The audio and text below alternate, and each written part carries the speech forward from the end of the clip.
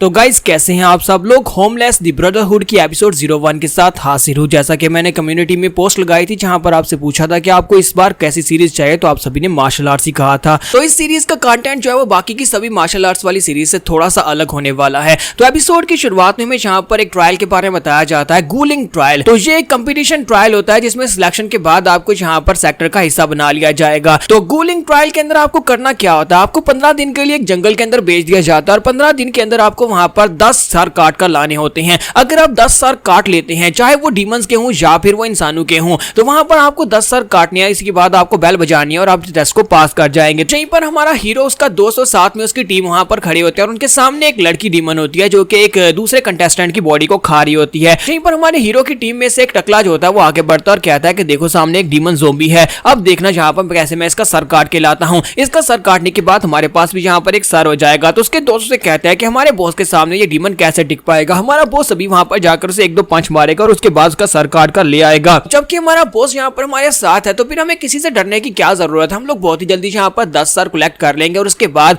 हमें health शुरा sector में join करने का मौका मिल जाएगा और हम लोग सेक्टर का हिस्सा बन जाएंगे। और इसी के साथ यहाँ पर हमारे हीरो को दिखाते हैं और साथ में उसके दोस्त को दिखाते हैं। तुम्हारे हीरो का नाम जूहान होता है और उसके दोस्त का नाम लिू शेंग होता है। तो वो उसे पूछता है कि लिू शेंग तुम्हें क्या लगता है कि हमें यहाँ पर क्या करना चाहिए। तो लिू शेंग उसे कहता है कि मुझे नहीं पता, मुझे लगता है कि इसी को आगे बढ़ने दो। ये टकला जाकर उसे फाइट करता है तो हमें पता चलेगा कि वो डीमन कितनी पावरफुल है। तो टकला बॉस वहां पर हंसते हुए आगे की तरफ बढ़ रहा था, अपनी पावर्स को ओवर एस्टिमेटेड समझते हुए वो आगे बढ़ता और कहता है कि 10 सर ये तो बहुत ज्यादा आसान होने वाला है। सबसे पहले तो इस लड़की का सर काटूंगा। लेकिन जैसे वो उस लड़की की तरफ आगे बढ़ता है तो वो डीमन लड़की सिर्फ उसकी तरफ देखती है और साथ ही उस टकले की गर्दन काट जाती है। उसकी गर्दन काटकर वहीं पर ग्राउंड के ऊपर गिर जाती है क्योंकि उसने बड़ी तेजी के साथ उसके सामने आकर अपने पंजे को घुमाकर अपने हाथ के साथ उसकी गर्दन काट दी होती है। और बाकी के सभी लोग इस बात से बहुत ज्यादा घबरा जाते हैं। जैसे उस टकले की गर्दन काटकर ग्राउंड के ऊपर गिरती है और साथ ही वहां पर से खून के फव्वारे निकल रहे होते हैं क्योंकि वो डीमन उसकी गर्दन को अपने हाथ में पकड़कर वहां पर एक जबरदस्त चीख मारती है। जब वो चीख मारती है और साथ ही वहां पर उसके सर को खाना शुरू कर देती है क्योंकि वो एक डीमन होती है, वो एक ज़ोंबीफाइड डीमन होती है और इसी के साथ ही वो उसके सर को खा रही होती है। जब वो वहां पर क्रंच क्रंच करके उसको खाती है तो ये देखने के बाद उसके दोस्त बहुत ज्यादा घबरा जाते हैं और साथ ही वहां पर चिल्लाना शुरू कर देते हैं।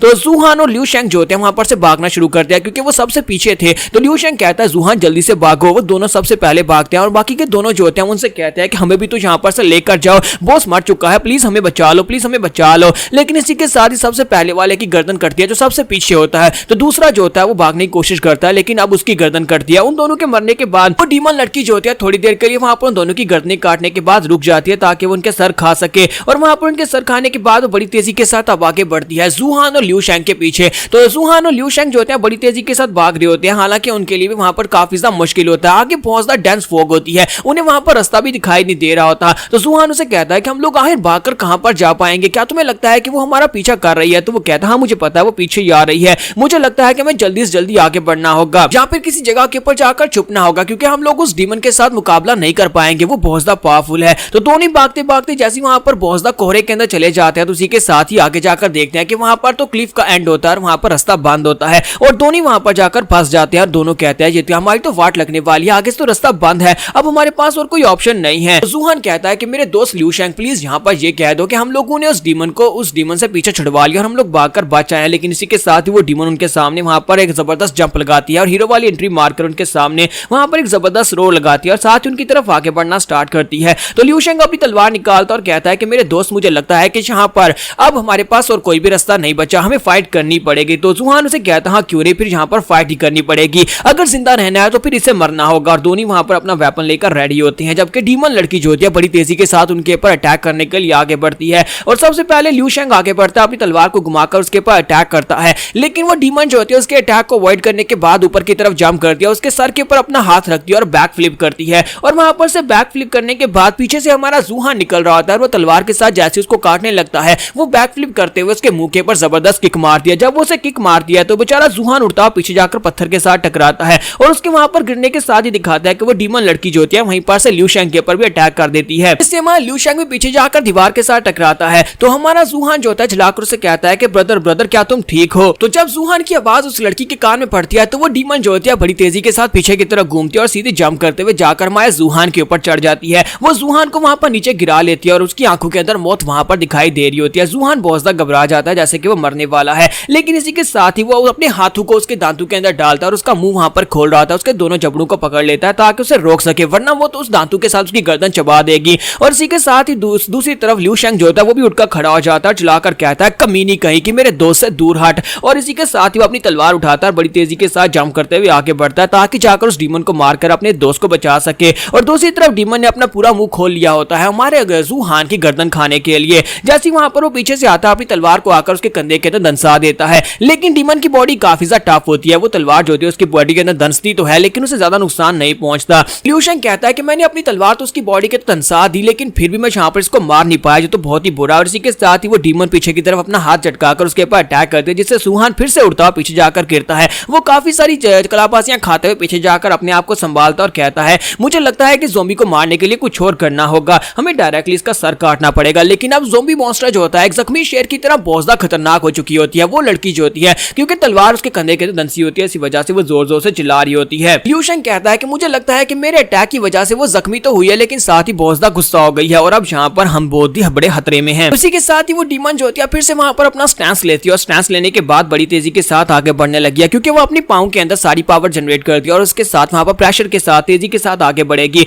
और इसी के साथ ही वो जंप लगाती है, सीधा लिू शेंग की तरफ आगे बढ़ रही होती है, जबकि लिू शेंग भी उसकी तरफ आगे बढ़ता है और कहता है अब हमारे पास यहाँ पर और कोई रास्ता नहीं है, मैं अपनी तलवार पहले ही खो चुका हूँ, तो मुझे यहाँ पर हेड ऑन फाइट करनी होगी, यानी कि उसे किक मारनी होगी, जहाँ पर उसे पंच मारना होगा। जैसे वो लड़की आगे की तरफ बढ़ती है, इसी के साथ ही वहां लिू शेंग वहीं पर से नीचे की तरफ ड्रिफ्ट करता है और बड़ी तेजी के साथ नीचे की तरफ से निकलने की कोशिश करता है। उसे लगता है कि वो लड़की ऊपर जंप कर रही है तो वो नीचे से निकल जाएगा, लेकिन वो डीमन जो होती है वहां पर ऊपर जंप करने के साथ ही वहीं पर मिड एयर से ही अपनी लैंडिंग करती है और उसके कंधे के ऊपर अपना पंजा दंसा लेती है और उसे वहीं पर नीचे गिराकर उसे पकड़ लेती है। तो अब उसके नीचे गिरने के बाद वो अपने मुंह के साथ उसके ऊपर अटैक भी करती है, लेकिन लिू शेंग अपनी गर्दन को साइड के ऊपर करके उसके अटैक को अवॉइड करता है। लेकिन लिू शेंग अब यहाँ पर उसके नीचे होता है, दूसरी तरफ से हमारा जू हान जो होता है, अब हमारा जू हान उठता है और साइड के ऊपर देखता है। जब वो लिू शेंग को देखता है कि लिू शेंग की हालत वहां पर काफी खराब है और वो डीमन जो है उसे खाने वाली है, इसी के साथ ही वो अपनी तलवार उठाता है और कहता है प्लीज लिू शेंग यहाँ पर मरना मत, मैं यहाँ पर तुम्हें बचाऊंगा, मैं आ रहा हूँ। साथ ही वहां पर आगे की तरफ बढ़ते हुए सोच रहा होता है कि हम लोग यहाँ पर ट्रेनिंग के दौरान क्या करते थे। मास्टर हमेशा कहते थे कि यहाँ पर शांत रहना होगा, जब इस तरह की कोई सिचुएशन हो तो मुझे पहले यहाँ पर लंबी सांस लेनी होगी, उसके बाद सोचना होगा मैं क्या कर सकता हूँ। इसी के साथ ही वो कहता है कि मैं यहाँ पर अपनी स्टाइल और स्पीड के साथ उसे बिल्कुल भी सरप्राइज नहीं कर सकता, तो मैं यहाँ पर अब क्या करूँ। इसी के साथ ही वो कहता है कि मैं इसके ऊपर पीछे से अटैक कर सकता हूँ। वो पीछे वाली साइड से जंप करते हुए उसके ऊपर अपनी तलवार लेकर आगे बढ़ता है और कहता है कि मास्टर ने कहा था कि अगर इस तरह का कोई दुश्मन हो तो सीधा उसके सर के ऊपर वार करना, और पीछे वाली साइड से जंप करने के बाद अपनी तलवार सीधी उसके सर के अंदर दंसा देता है। तो हमारे जू हान की तलवार जो होती है वो उस डीमन लड़की के सर के आर पार हो जाती है। वो तलवार जो होती है लिू शेंग के मुंह के बहुत ज्यादा करीब जाकर रुकती है और इसी के साथ ही अपनी तलवार को वापस की तरफ खींचता है, तो वहां पर से खून के फवारे निकलना शुरू हो जाते हैं। लेकिन वो डीमन जो होती है अभी वहां पर जोर जोर से चिल्ला रही होती है क्योंकि वो अभी तक मरी नहीं होती और वहां पर वो पहले से बहुत ज्यादा गुस्सा हो जाती है। तो हमारा जू हान कहता है कि जी तो अभी तक यहाँ पर जिंदा है। तो इसी के साथ ही वो फिर से सोच रहा था कि अब मुझे यहाँ पर क्या करना होगा क्योंकि ये डीमन अभी तक जिंदा है। मास्टर ने कहा था कि अगर यहाँ पर हमारा ओपोनेंट अपने उसके सर के अंदर तलवार मारने के बाद भी जिंदा बचे तो उसके बाद यहाँ पर सिर्फ और सिर्फ एक ही ऑप्शन बचता है कि उसकी गर्दन काट दो। और इसी के साथ ही जू हान बड़ी तेजी के साथ अपनी तलवार को घुमाकर उसकी गर्दन पर चलाता है और उस डीमन की गर्दन काट देता है। तो एक डीमन को मारने के बाद वो दोनों ब्रदर्स जो होते हैं वहीं पर ग्राउंड के ऊपर लेट जाते हैं और कहते हैं कि ये तो बहुत ज्यादा थका देने वाला काम था, फाइनली हम लोगों ने यहाँ पर एक डीमन को मार दिया और उसका सर काट लिया है। और इसी के साथ ही वहां पर आसपास की सारी फॉग भी क्लियर हो जाती है और आसमान के ऊपर वो देखते हैं तो बहुत सारे ढेरों सारे तारे दिखाई देते हैं। वो दोनों वहीं पर बैठकर थोड़ी सांस लेते हैं और आसमान के ऊपर तारे देखते हैं और कहते हैं कि हम लोगों ने यहाँ पर एक और साल सर्वाइव किया और उसके बाद हम लोग इस कंपटीशन को भी पास करेंगे, हमें बस यहाँ पर 19 सर और चाहिए और उसके बाद हम दोनों इस टेस्ट को पास कर लेंगे। तो यहाँ पर हम लोग अपनी एपिसोड 01 का एंड करेंगे। नेक्स्ट एपिसोड में देखेंगे क्या ये दोनों यहाँ पर से बाकी के सर कलेक्ट कर पाएंगे और क्या इस टेस्ट को पास कर पाएंगे। तो एपिसोड की एक्सप्लेनेशन अच्छी लगी हो तो कमेंट करके जरूर बताइएगा और वीडियो को लाइक करना मत भूलिएगा। Thank you.